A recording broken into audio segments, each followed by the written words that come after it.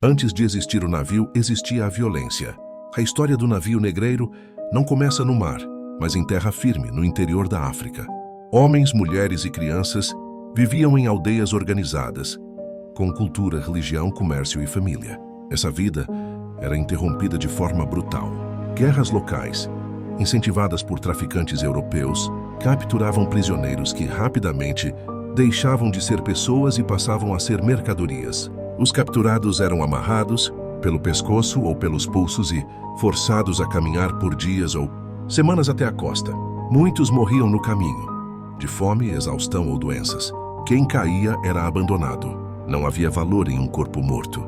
O terror psicológico começava ali. A separação de famílias, o choro das crianças, o silêncio dos que já não tinham forças nem para implorar.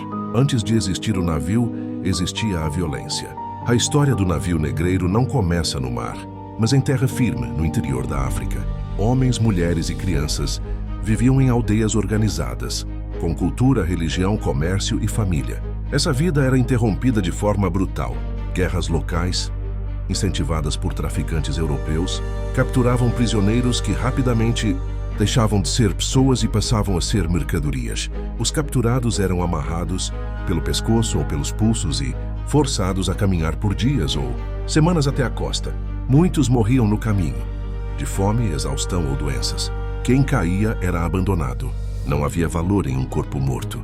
O terror psicológico começava ali.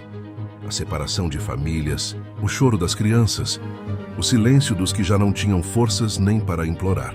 O embarque era violento e rápido. Os africanos eram empurrados para dentro do porão do navio, algemados em pares ou grupos. O espaço era calculado ao extremo. Cada pessoa tinha menos de meio metro para se mover. Não era possível ficar em pé. Muitos passavam semanas sem ver a luz do sol.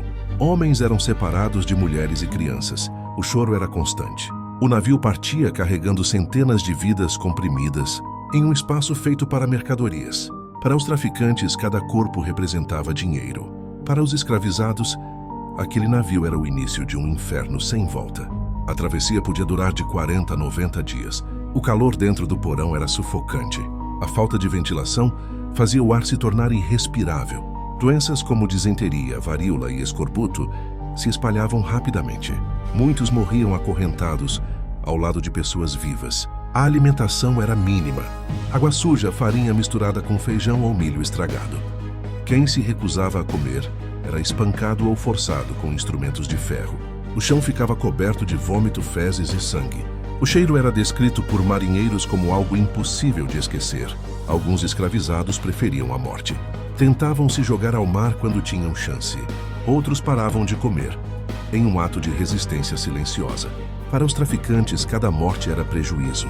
Corpos eram jogados ao oceano sem cerimônia. A travessia podia durar de 40 a 90 dias. O calor dentro do porão era sufocante. A falta de ventilação fazia o ar se tornar irrespirável. Doenças como disenteria, varíola e escorbuto se espalhavam rapidamente. Muitos morriam acorrentados, ao lado de pessoas vivas. A alimentação era mínima. Água suja, farinha misturada com feijão ou milho estragado. Quem se recusava a comer era espancado ou forçado com instrumentos de ferro. O chão ficava coberto de vômito, fezes e sangue. O cheiro era descrito por marinheiros como algo impossível de esquecer.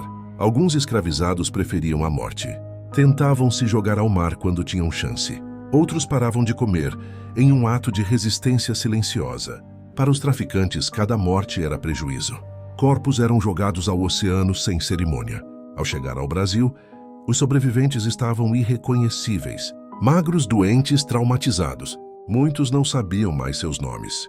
Eram lavados, alimentados e forçados a parecer saudáveis para a venda.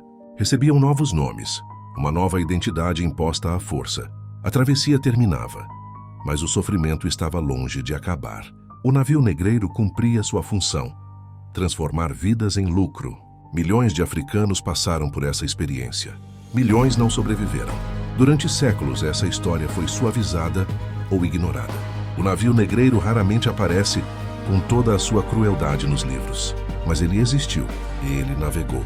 Ele matou, e ele construiu as bases econômicas do Brasil. Entender o navio negreiro é entender que a escravidão não foi apenas um sistema de trabalho, mas uma máquina de destruição humana em escala industrial. Uma viagem planejada para lucrar com o sofrimento. Durante séculos, essa história foi suavizada ou ignorada. O navio negreiro raramente aparece com toda a sua crueldade nos livros, mas ele existiu. Ele navegou. Ele matou. E ele construiu as bases econômicas do Brasil. Entender o navio negreiro é entender que a escravidão não foi apenas um sistema de trabalho, mas uma máquina de destruição humana em escala industrial. Uma viagem planejada para lucrar com o sofrimento.